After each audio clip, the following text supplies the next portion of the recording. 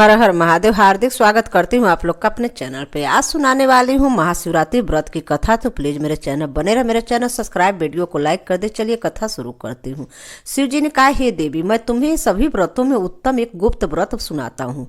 मैंने आज तक किसी को इस व्रत को नहीं कहा। इस व्रत के प्रभाव से यमराज भी निकट आने का साहस नहीं करते। फाल्गुन मास कृष्ण पक्ष की चतुर्दशी को महाशिवरात्रि नाम से जाना जाता है।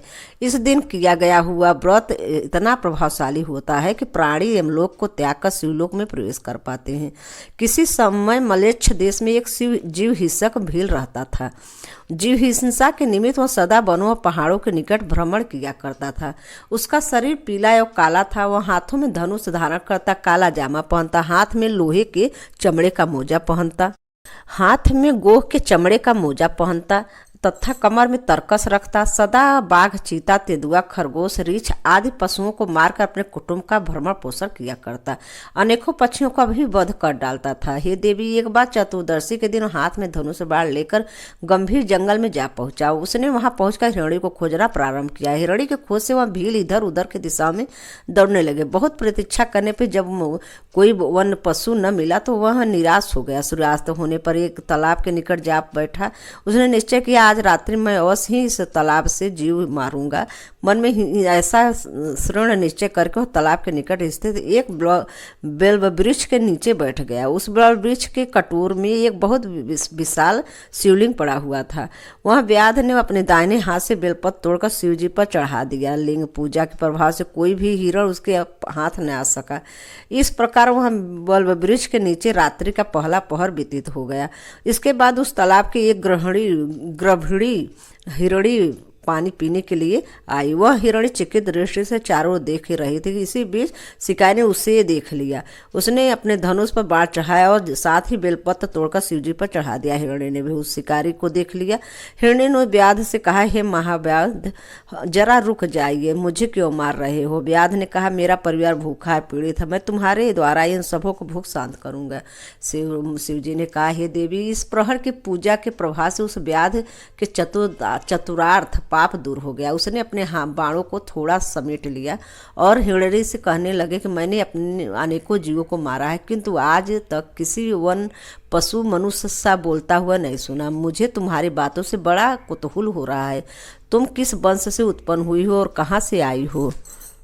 हिरणी ने उस व्याध से कहा, हे व्याध, मैं पूर्व जन्म में एक रंभा नामक इंद्रपुरी की अप्सरा थी। अत्यंत सुंदरी होने पर मेरे मन में बड़ा गौर था। मैंने अपनी सुंदरता के बल से महादानव हिरण्याक्ष को अपना पति बना लिया। मैंने उसके साथ बहुत काल तक भोग किया। दूसरे दिन जब मैं उसके साथ खेल रहे थे तभी शिवजी के सम्मुख तांडव नृत्य प्रारंभ हुआ। मेरे शिवजी के सामने पहुंचते ही शिवजी ने मुझसे पूछा, सच सच बता, तू कहाँ गई थी? नहीं, मैं तुझे साप देता हूँ। साप की बात सुनकर मैंने कहा, हे देव, मैं घर भर एक दानव के साथ विहार कर रहे थे। शिव जी मेरी यह बातों से क्रुद्ध हुए और बोले, मैं तेरी प्रेमी हिरणाक्ष हिरण बनेगा और तू उसका पत्नी। तू 12 वर्ष तक कुछ अधिक ही सुख से रहित रहेगी और प्रारंभिक शोक के कारण ही तुम्हारे साप का अंत होगा। जिस समय तेरे सामने व्याध आएगा तुम्हें पूर्वजन्म के स्मरण की होगा। वहाँ मेरे लिंग का दर्शन करने से तेरा छुटकारा होगा और तू अपने स्वरूप को प्राप्त हो जाएगी। हिरणी ने उस व्याध से कहा, शिव जी के साप से मैं इस पृथ्वी पर हिरणी होकर घूम रही हूँ। मैं इस समय गृहिणी हूँ, अतः मुझे न मारो। इसी रास्ते में एक दूसरी हिरणी आ रही थी। तुम उसे मारकर अपने कुटुंब का भरण पोषण करना। मैं प्रसव करने के बाद कल आपके पास आ जाऊंगी, ऐसा मैं शपथ पूर्वक कहती हूँ। शिव जी ने कहा। उस हिरणी की बात से वह व्याध असमंजस में पड़ गया। फिर कुछ सोच विचार कर उसने दूसरे दिन आने का वचन देकर उसे छोड़ दिया।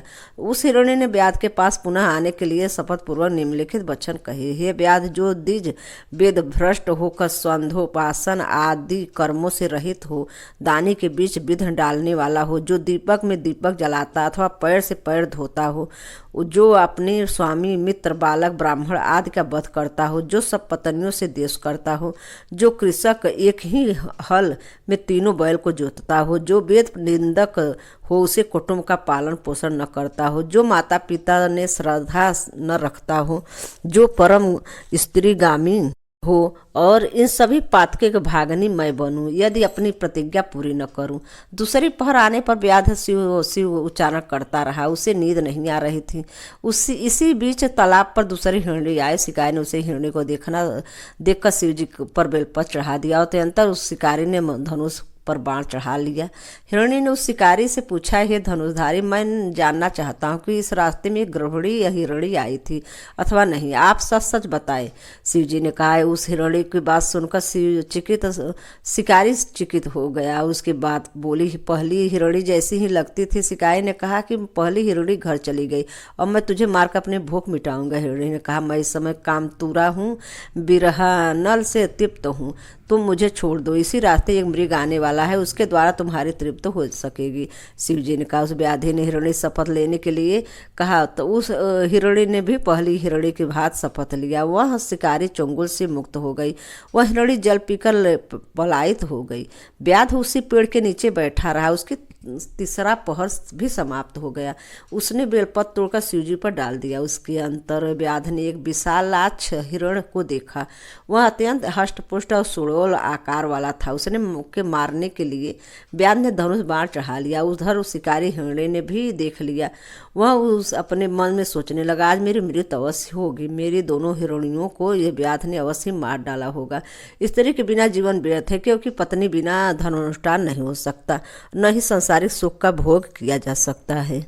अतः उसने व्याध से पूछा, हे नरश्रेष्ठ, मैं आपसे एक बात पूछना चाहता हूँ, कृपया आप उसका ठीक ठीक उत्तर दे। इसी मार्ग से दो हिरणियों आ चुकी है, तो क्या आप उन दोनों को मार डाला था अपने घर चली गई? हिरणी की बात सुनकर व्याध ने अपने मन में सोचा कि यह कोई सामान्य हिरण नहीं हो सकता। ऐसा सोचकर उसने विस्मित होकर हिरण से पूछा, दोनों हिरणियां अपने घर चली गई, किंतु तुम्हारी दूसरी रजस्वला स्त्री तुम्हें मुझे देने के वचन दिया है, अतः मैं तुझे किसी प्रकार न छोड़ सकता हूँ। शिव जी ने कहा। व्याध की बात से वह हिरण भयभीत होकर उसने पूछा, तुमने दोनों हिरणियों क्यों छोड़ दिया? शिव जी ने कहा। व्याध ने तो सम्मुख हिरणियों द्वारा किए हुए शपथ को उसने हिरणी व्याध से कह सुना। मृग प्रसन्न होकर बोल उठा, हे व्याध, मेरी हिरणियों ने तुमसे शपथ किए हैं, मैं उन्हें भी दोहराता हूँ, अतः तुम मुझे मत मारो। मैं अपनी श्रीमती स्त्री संभोग कर तुम्हारे घर निसंदेह आ जाऊंगा। शिव जी ने कहा। उस मृग की बात सुनकर व्याध कहने लगा, तू मुझे बातों में फंसा कर धोखा देना चाहता है, अतः मैं तुझे कदापि नहीं छोड़ सकता। उसकी बात सुनकर मृग ने अपने पत्नियों द्वारा वचन को व्याध ने सम्मुख पुनः दोहराया और कहा कि यदि मैं तुम्हारे पास न आऊं तो मेरा सारा सत्य नष्ट हो जाए। शिव जी ने कहा, अब वह व्याध भी कभी सभी कलुष्ट नष्ट हो चुके थे, इसलिए उसने मृग की बातों का विश्वास करके छोड़ दिया। हिरणी उस तालाब के जल पीकर जिस रास्ते से वहां आया था पुनः उसी मार्ग से वापस चला गया। उस समय प्रातः काल हो चुका था। बल वृक्ष के नीचे बाहर निकलते हुए शिकारी ने अनजाने में बेलपत्रों का शिवलिंग पर चढ़ा दिया। शिव पूजा के प्रभाव से उस शिकारी ने संपूर्ण पाप विनष्ट हो चुके थे। भूखा रहने के कारण वह निराश भरी दृष्टि से चारों ओर देखने लगा। इतने में बच्चों सहित वहां दूसरी हिरणी आ पहुंची। उसने धनुष बाण का संधान किया, किंतु इसी बीच आगंतुक हिरणी बोल उठी, हे धर्मात्मन, बाण मत छोड़ो, मैं अपने धर्म का पालन करो, क्योंकि मैं सभी प्रकार से अवध हूँ। शास्त्रों में कहा गया है, सोते हुए राजा को, मैथुन में रथ प्राणी को, स्तन पान कर रहे बच्चे को, रोगी को और बच्चों से युक्त हिरणी को नहीं मारना चाहिए।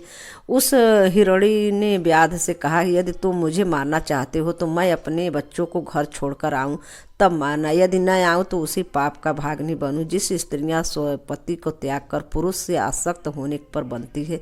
शिव जी ने कहा। व्याध के मुक्त होकर वह हिरणी अपने बच्चों को लेकर घर चली गई। इधर व्याध अपने घर के लिए तेजी से चल पड़ा। घर पहुंचते उसने भूखे बच्चों ने उसे घेर लिया। उसके घर में न तो मांस था न अन्न भी थी। सभी बच्चे निराश हो गए। शिकारी अपने मन में बार बार उन हिरणियों का स्मरण कर रहा था। इतने में उसकी पत्नी ने कहा कि तुमने तो आज रात भर व्रत रखकर सभी लोगों को भूखा ही मार डाला। पत्नी की बात सुनकर उस व्याध ने कहा, हे प्रिय, मैं कल रात से ही भूखा हूँ और मुझे नींद नहीं आई। कल रात में जो हिरणी या हिरणियाँ मुझे मिली उनका अप्रतिज्ञाबद्ध होने के कारण मैं यहाँ आएगी और तब उनका वध करके परिवार को तृप्त करूंगा। शिव जी ने कहा, हे देवी, वह हिरण व्याध के पंजे से मुक्त होकर अपने हिरणियों के पास चला गया। उसका एक मृगी ने प्रसव किया, दूसरे ने स्वयं अच्छा प्रकट किया और तीसरे केसरी ने अपने बच्चों की रक्षा के लिए प्रार्थना की। हिरण ने श्रीमती मृग की इच्छा पूर्ण करके वहाँ तुम सब यहीं रहकर बालकों को देखभाल करना। अब मैं ब्यात के पास जा रहा हूँ, क्योंकि मैंने उसे वचन दिया। शिव जी ने कहा। मृग की बातों से उसकी पत्नियां भी साथ चलने के आग्रह करने लगी। वे भी बहुत ही दुखी होकर कह रही थी, भाई पिता भाई पुत्र आदि सभी समित वस्तु देते हैं, परंतु पति की अपरिमित वस्तु को प्राप्त होती है। अमिति दान भरता बदेही, इसलिए स्त्रियों के लिए पति ही परम गति है। पति के बिना नारी का जीवन सूना है। तब मैं तुम्हारे साथ चलूंगी और साथ ही मरूंगी।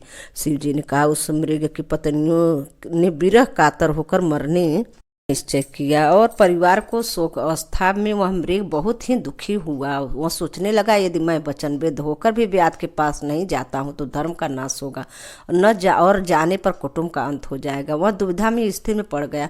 अंत में धैर्य धारण करके उसने ब्यात के पास जाना ही उचित समझा। अर्थ वह ब्यात के आश्रम को चल पड़ा। उसके पीछे पीछे उसकी पत्नियां ने भी उसका अनुमान गमन किया और वहाँ वो अपनी स्त्री पुत्रों के साथ लेकर मृग उस भूखे ब्यात के पास पहुंचा। मृग ने व्यास से कहा, हे व्यास, पहले तुम मुझे मारो, तत्पश्चात सभी को। तुम्हारे बाणों से मरकर आज हम लोग स्वर्ग जाएंगे और तुम्हें किसी प्रकार का पाप भी नहीं लगेगा। मृग की बातों से व्यास ने मन का अज्ञान दूर हो गया। वह बोला, हे मृग, तुम अपने घर लौट जाओ। तुम्हारी सत्यता से मैं अत्यंत प्रसन्न हूँ। मुझे मांस नहीं चाहिए। तुम मेरे बंधु गुरु तथा मित्र हो। मैंने आज से अहिंसा का व्रत ले लिया और मुझे हिंसक शास्त्रों को तोड़कर फेंक दिया। अतः तुम निश्चय होकर निर्भर होकर अपने घर जाओ। शिव जी ने कहा। इतना कहकर शिकारी ने धनुष बाण तोड़ दिया और मृग की प्रतिष्ठा करके उसे नमस्कार किया। स्वर्ग में देवों द्रोहंधी बजने लगी और पुष्प वृष्टि होने लगी। इतने में एक देवदूत सुंदर विमान लेकर स्वर्ग पर आ उपस्थित हुआ। उसने शिकारी से कहा, हे महाव्याध, इस विमान में बैठकर संदेह स्वर्ग चलो। शिवरात्रि के प्रभाव से तुम्हारे सभी पाप नष्ट हो चुके हैं। शिवरात्रि के दिन तुमने अनजाने में ही उपवास और जागरण के द्वारा शिव जी को पूजा कर डाली। हे धर्मात्मन, तुम्हारा इसी नाम से नक्षत्र मंडल में निवासी स्थान होगा। और इसके बाद उसने मृग को संबोधित करके कहा, हे मृग, तुम अपने स्त्री और पुत्रों के साथ इस विमान बैठकर स्वर्गारोपण करो। अपने तीनों भार्याओं सहित नक्षत्र पद प्राप्त करो। तुम्हारे नाम से ही वह नक्षत्र प्रसिद्ध होगा। तुम शिव जी ने कहा है। इतना सुनकर सभी विमान में बैठकर नक्षत्र लोक को गए। आगे 2 हिरणियों, पीछे हिरण। तीनों ताराओं से युक्त मृग छत्र सिर्घ नक्षत्र है। यह नक्षत्र आज भी आकाश में दृष्टिगोचर होता है। इसकी पीठ पर आद्रा नाम का दूसरा नक्षत्र लगा है। शिव जी ने कहा, हे पार्वती, मैंने महत्वपूर्ण शिवरात्रि व्रत का तुमने वर्णन किया है। इस व्रत में शिवलोक की प्राप्ति कराने वाला है। इस व्रत में सम्मान पापनाशक और मोक्षदायक दूसरा व्रत नहीं है। पार्वती ने पूछा, हे देव, इस उत्तम व्रत किस रीति से किया जाता है? इसका उद्यापन कैसे करना चाहिए? शिव जी की पूजा किस प्रकार करना चाहिए? हे स्वामी, आप इन सब बातों से विस्तार पूर्वक करो। शिव जी ने कहा, फाल्गुन मास के पक्ष के चतुर्दशी के दिन प्रातःकाल नित्य कर्म होकर करने के बाद तीर्थ स्थान जलाशय स्नान करके तत्पश्चात शिव मंदिर में जाकर धूप दीप अक्षत पुष्प बेलपत्र आदि से मेरी पूजा करें। जो लोग प्रतिमास चतुर्दशी का व्रत करते हैं उन्हें 1 वर्ष के बाद व्रत का उद्यापन करना चाहिए। महाशिवरात्रि व्रत की कथा यहीं पे समाप्त होती है। हर हर महादेव। धन्यवाद।